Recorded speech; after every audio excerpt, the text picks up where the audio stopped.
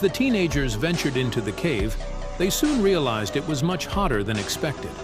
Sweat began pouring down their faces, but they dismissed it, thinking it was just part of the cave's unusual environment. However, as they decided to turn back after a short while, the heat became unbearable, and an acrid smell filled the air.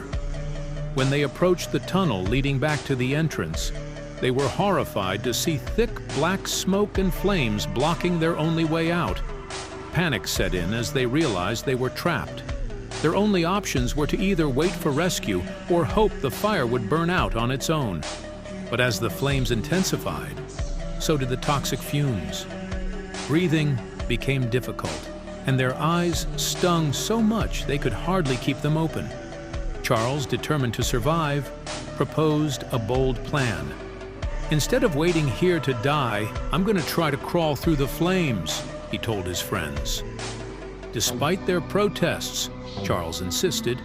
With the fire raging through the 47-meter tunnel, it was a nearly impossible challenge. But Charles didn't hesitate. Shielding his face, he crawled into the fire, his screams of pain echoing through the cave as he pushed forward. Residents near the cave's entrance later reported seeing Charles emerge, severely burned and writhing in agony at the tunnel's exit. Emergency responders rushed to his side, but his injuries were extensive. 59% of his skin had suffered severe burns. Meanwhile, 4 firefighters entered the cave to rescue the remaining 2 boys. It took an hour and a half to locate them deep within the cave system, and another 2 hours to bring them out safely. Thankfully, they were rushed to the hospital and found to have no major injuries. Charles, however, was not as fortunate.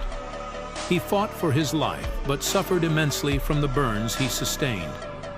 Investigations later revealed that the fire was caused by a highly flammable adhesive that had been used during the construction of the tunnel. When the first group of adventurers lit the candles at the cave's entrance, the flames may have inadvertently ignited the adhesive. However, surviving explorers Jerry and Simon, who were with Charles, claimed they never touched the candles. Since Charles had been crawling behind them, it was unclear whether he accidentally brushed against the candles or if something else had triggered the fire. Despite suspicions, no conclusive evidence was ever found to prove foul play. Yet the question remains, who was responsible for leaving lit candles near a flammable material? While the exact cause of the disaster remains a mystery, one thing is certain. Negligence in handling open flames near such hazardous substances played a role in this tragedy.